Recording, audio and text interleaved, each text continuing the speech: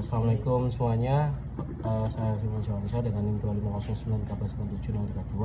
Jadi di sini saya akan menjelaskan tentang protokol komunikasi yang digunakan dalam Internet of Things atau IoT, yaitu HTTP, MQTT, dan COAP. Ketiga protokol ini memiliki peran penting dalam memungkinkan perangkat IoT untuk saling berkomunikasi dan bertukar data melalui jaringan internet. Jadi saat ini perkembangan teknologi pada Indonesia ini semakin besar sehingga banyak perangkat di sekitar kita yang dapat terhubung ke internet. Contohnya seperti perangkat smart home, sensor lingkungan, perangkat kesehatan digital, hingga sistem monitoring yang ada di bidang industri. Perangkat-perangkat tersebut dapat mengirim dan menerima data secara otomatis untuk membantu berbagai aktivitas manusia. Agar komunikasi antara perangkat tersebut dapat berjalan dengan baik, diperlukan suatu aturan yang disebut protokol komunikasi jaringan. Protokol ini berfungsi untuk mengatur bagaimana data dikirimkan, bagaimana perangkat menerima data, dan serta bagaimana data tersebut dapat dipahami oleh sistem yang lain. Dalam sistem IoT ini, pemilihan protokol komunikasi yang sangat penting. Hal ini karena sebagian besar perangkat IoT memiliki keterbatasan sumber daya, seperti kapasitas memori yang sangat kecil, daya listrik yang terbatas, serta jaringan yang tidak selalu stabil. Oleh karena itu, protokol komunikasi yang digunakan harus efisien dan mampu bekerja dengan baik dalam kondisi tersebut. Jadi pada kali ini saya akan menjelaskan terlebih dahulu mengenai konsep dasar Internet of Things atau IoT ini, dan dilanjutkan dengan penjelasan dari tiga protokol ini, HTTP, MQTT, dan COAP, dengan kelebihannya dan cara kerjanya masing-masing protokol tersebut. Untuk konsep dasar dari Internet of Things sendiri atau IoT adalah merupakan konsep di mana berbagai perangkat fisik dapat terhubung ke internet dan mampu saling bertukar data secara otomatis tanpa harus selalu dikendalikan oleh manusia secara langsung. Perangkat IoT ini biasanya terdiri dari beberapa komponen utama. Komponen pertama adalah sensor yang berfungsi untuk mengumpulkan data dari lingkungan sekitar. Jadi sensor ini dapat mendeteksi berbagai jenis informasi seperti suhu, kelembapan udara, intensitas cahaya, tekanan, maupun gerakan. Jadi untuk komponen keduanya adalah koneksi jaringan yang memungkinkan perangkat mengirimkan data melalui internet atau jaringan lokal. Koneksi ini dapat berupa WiFi, jaringan seluler, atau teknologi komunikasi lainnya. Komponen yang ketiga adalah sistem pemrosesan data yang biasanya berada di server atau layanan cloud. Jadi data yang dikirimkan oleh sensor akan diproses oleh sistem tersebut sehingga dapat digunakan untuk monitoring, analisis, atau pengambilan keputusan. Sebagai contohnya adalah pada sistem smart home. Sensor suhu dapat mendeteksi temperatur ruangan dan mengirimkan data tersebut ke server. Berdasarkan data tersebut, sistem dapat secara otomatis mengatur pendingin ruangan tersebut agar suhu tetap nyaman. Untuk contoh yang selanjutnya adalah pada sistem monitoring industri, di mana sensor dipasang pada mesin untuk memantau kondisi mesin tersebut atau kondisi operasional secara real time.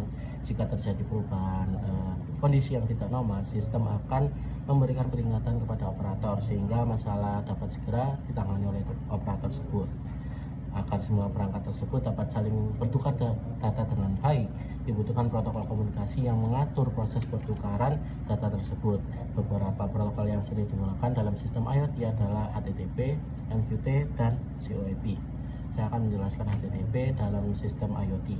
HTTP atau Hypertext Transfer Protocol merupakan salah satu protokol komunikasi yang paling umum digunakan di internet. Protokol ini biasanya digunakan untuk komunikasi antar web browser atau web server. Untuk cara kerjanya sendiri, HTTP menggunakan model request dan response. Artinya sebuah perangkat yang berperan sebagai klien akan mengirimkan permintaan kepada server, dan server kemudian akan memproses permintaan tersebut dan memberikan respon kembali kepada klien. Jadi untuk contohnya sendiri, ketika membuka sebuah website melalui browser, dan browser akan mengirimkan permintaan HTTP kepada server tersebut, dan server akan mengirimkan halaman web yang diminta sehingga dapat ditampilkan oleh pengguna. Dalam sistem IoT ini, HTTP juga digunakan untuk mengirimkan data dari perangkat ke server cloud.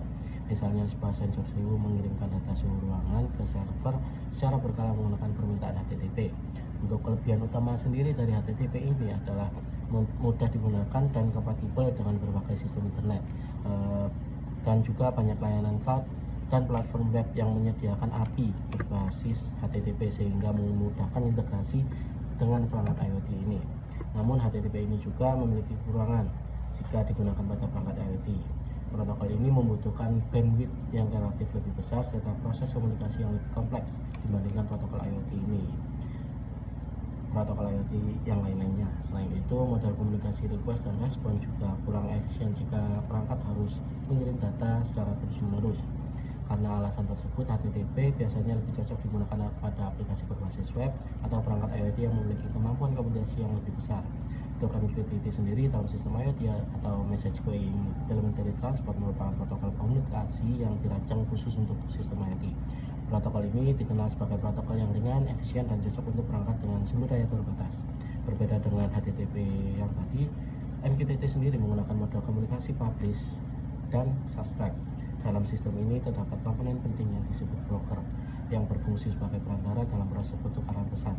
Perangkat yang mengirimkan data tersebut disebut publisher dan perangkat yang menerima data tersebut disebut subscriber.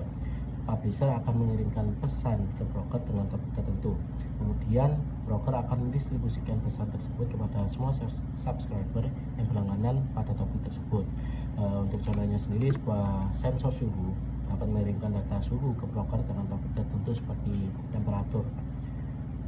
Kemudian aplikasi monitoring itu pada smartphone atau komputer yang berlangganan topik tersebut akan menerima data suhu tersebut secara otomatis.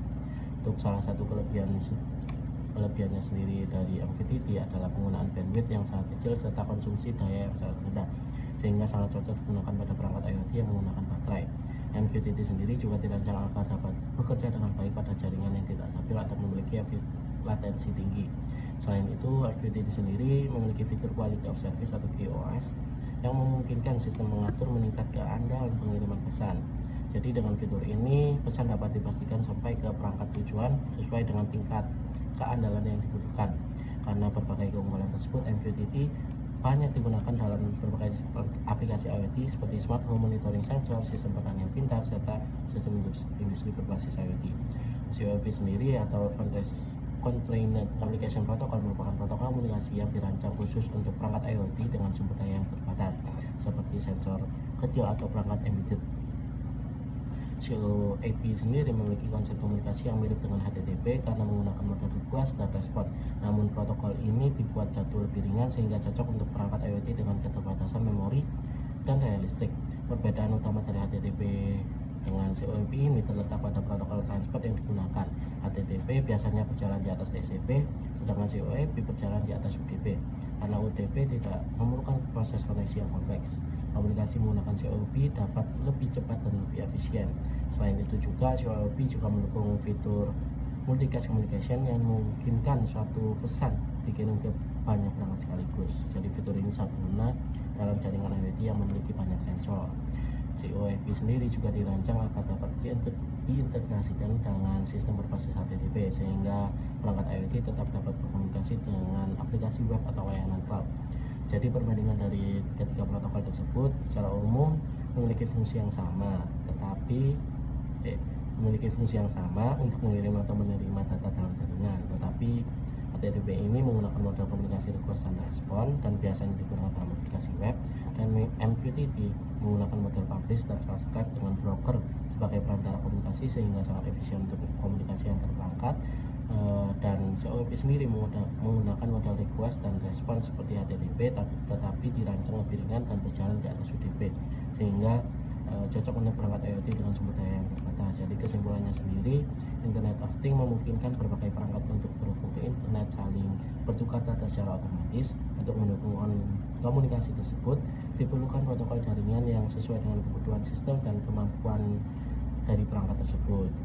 HTTP banyak digunakan dalam aplikasi web, dan MQTT sangat efisien untuk komunikasi perangkat IoT, sedangkan COAP dirancang khusus untuk perangkat IoT dengan sumber daya terbatas.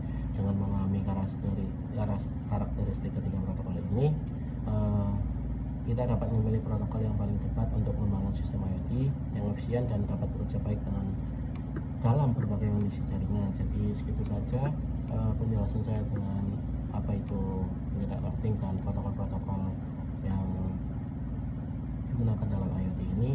Wassalamualaikum warahmatullahi wabarakatuh.